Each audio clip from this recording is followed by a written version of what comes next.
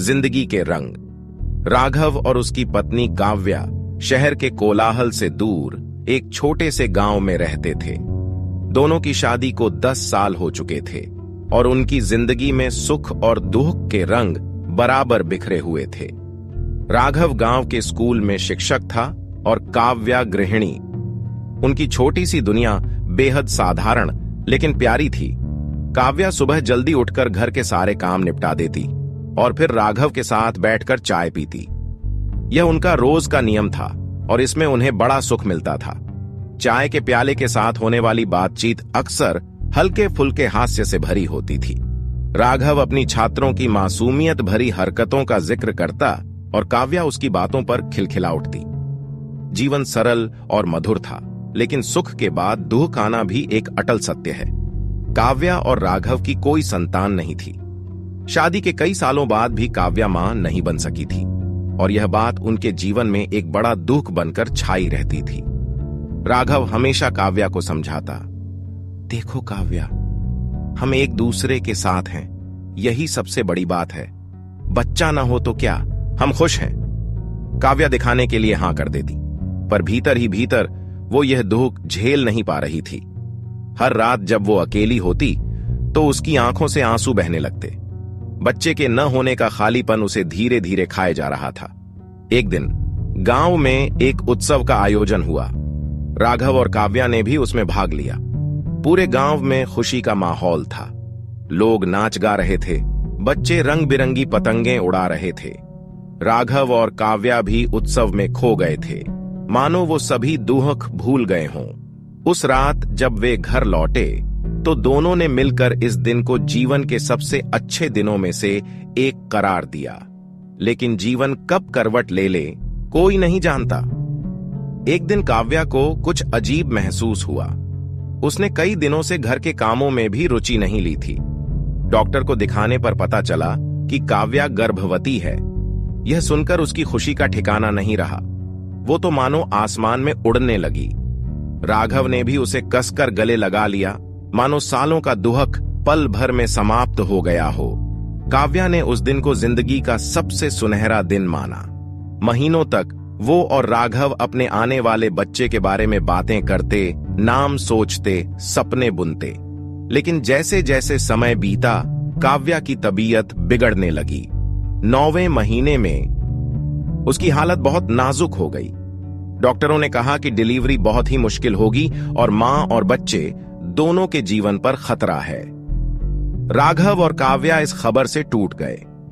उस रात अस्पताल के बिस्तर पर लेटी काव्या ने राघव का हाथ थामा और कहा, अगर मुझे कुछ हो जाए तो इस बच्चे का ख्याल रखना, उसे मेरी तरह प्यार देना।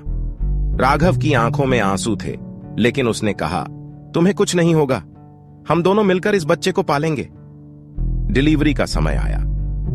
ऑपरेशन थिएटर के बाहर राघव बेचैनी से इंतजार कर रहा था। उसकी सांसें अटकी हुई थीं। अंदर से डॉक्टरों की आवाजें सुनाई दे रही थीं, लेकिन वो आवाजें उसके दिल की धड़कनों में खो गईं। कुछ घंटों बाद डॉक्टर बाहर आए। उनके चेहरे पर एक अजीब सा भाव था। राघव ने घबराकर पूछा, काव्या कैसी है? डॉक्टर ने धीमी आवाज में कहा, आपकी पत्नी हमें छोड़कर चली गई, लेकिन आपका बेटा स्वस्थ है। यह सुनकर राघव का दिल टूट गया। उसकी आंखों के सामने अंधेरा छा गया। वो मां बनने की खुशी और पत्नी के खोने का दुख दोनों को एक साथ कैसे झेलता।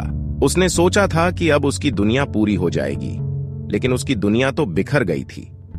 अस्पताल के बिस्तर पर लेटे अपने नवजात बेटे को गोद में उठाते हुए राघव की आंखों में आंसू थे। उसने उसे प्यार से देखा और कहा, तू ही अब मेरी दुनिया है। लेकिन एक गहरा खालीपन, जिसे कोई शब्द भर नहीं सकते थे, राघव के दिल में हमेशा के लिए बस गया था। राघव अपने बेटे आर्यन को देखकर बेशक अपनी आंखों में उम्मीद की किरण महसूस करता था, लेकिन काव्या की गैर मौजूदगी उसकी जिंदगी का सबसे बड़ा दुख बन गई थी। पहले जहां काव्या उसके हर छोटे बड़े काम में साथ होती थी, अब उसके बिना सब कुछ बेमानी लगने लगा था। लेकिन फिर भी राघव ने अपने बेटे के लिए जीने का फैसला किया। शुरुआत में उसे बहुत मुश्किलें आईं। वह खुद को संभालने की कोशिश करता, लेकिन हर बार जब वह आर्यन को देखता उसे काव्या की यादें आ जाती। आर्यन की मुस्कान में वह काव्या की छवि देखता और यह सोचकर उसके दिल में हर्ष और विषाद दोनों ही एक साथ उठते। राघव ने खुद को पूरी तरह से अपने बेटे की परवरिश में झोंक दिया। वह स्कूल में पढ़ाता और घर आकर आर्यन की देखभाल करता। एक एक दिन, एक एक पल वह अपने बेटे के साथ बिताता, लेकिन काव्या की कमी उसके दिल में चुभती रहती। उसने सोच लिया था कि आर्यन को वह हर वो खुशी देगा जो काव्या चाहती थी। समय बीता और आर्यन धीरे धीरे बड़ा होने लगा। वह बहुत होशियार और समझदार बच्चा था। हर शाम जब राघव थककर घर आता तो आर्यन दौड़कर उसके गले लग जाता। उस पल में राघव को एक अनोखा सुकून मिलता था। वह अपने बेटे को देखकर सोचता, काव्या, तुम्हारे बिना यह सफर बहुत मुश्किल है, लेकिन इस बच्चे की मुस्कान में ही अब मेरी जिंदगी है। आर्यन के साथ बिताए हंसी खुशी के पल, जैसे पिता और पुत्र का बगीचे में खेलना, स्कूल की तैयारी करना और रात को कहानियां सुनाना, राघव के जीवन के सुखद हिस्से बन गए थे। आर्यन के हंसमुख स्वभाव और मासूमियत ने घर में फिर से हल्की रोशनी फैला दी थी, जो पहले से अंधेरा महसूस होता था। लेकिन एक दिन जब आर्यन लगभग 8 साल का था, एक घटना ने राघव की जिंदगी को फिर से झकझोर दिया। आर्यन, जो हमेशा से ही चुस्त और तंदुरुस्त बच्चा था, अचानक बीमार पड़ने लगा। शुरू में राघव ने इसे मामूली बुखार समझा, लेकिन जब उसकी हालत बिगड़ने लगी तो वह तुरंत उसे डॉक्टर के पास ले गया। डॉक्टर ने कई जांचें की और जब रिपोर्ट आई तो राघव को महसूस हुआ कि उसकी दुनिया फिर से संकट में है। डॉक्टर ने गंभीरता से कहा, आर्यन को एक दुर्लभ बीमारी है। इसका इलाज संभव है, लेकिन यह लंबी और महंगी प्रक्रिया होगी। राघव के पैरों तले जमीन खिसक गई। उसके पास उतनी आर्थिक क्षमता नहीं थी, लेकिन अपने बेटे के लिए वह कुछ भी करने को तैयार था।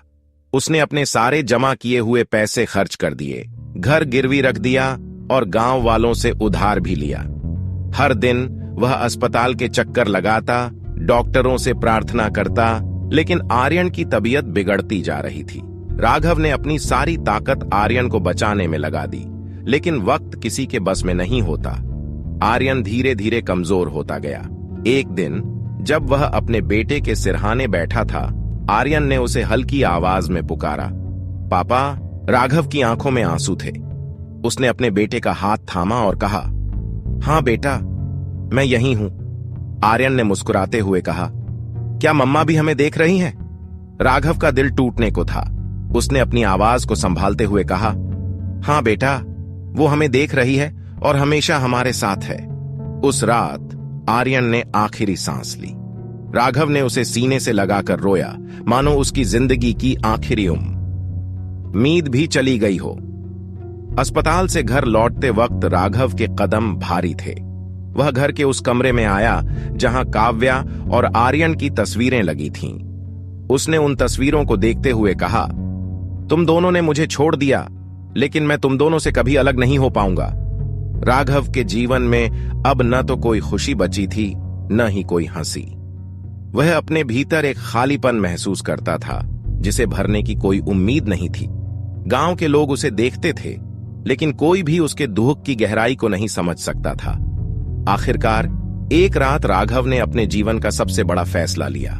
उसने काव्या और आर्यन की तस्वीरों के सामने दीप जलाया और धीरे धीरे उसने एक पत्र लिखा, जिसमें केवल एक ही वाक्य था, अब मैं तुम्हारे पास आ रहा हूं, काव्या। आर्यन के साथ तुम्हारे बिना ये दुनिया अब मेरे लिए नहीं है। अगली सुबह राघव को उसके घर में शांत और निःशब्द पाया गया। उसकी आत्मा अब उन दुखों से मुक्त हो चुकी थी जो उसने इतने सालों तक झेले थे। गांव में एक शोक की लहर दौड़ गई, लेकिन कुछ लोग यह भी समझते थे कि राघव का यह फैसला उसकी टूटी हुई आत्मा की आखिरी पुकार थी। कहते हैं कि जिंदगी सुख और दुख के बीच का एक लंबा सफर है, लेकिन कुछ सफर ऐसे होते हैं जिनमें इंसान अपनी मंजिल तक पहुंचने से पहले ही टूट जाता है। राघव की कहानी भी ऐसी ही थी, जहां उसने अपने जीवन के सबसे हंसमुख लम्हों में भी गहरे दुहक का सामना किया और आखिरकार वह अपने अपनों के पास चला गया।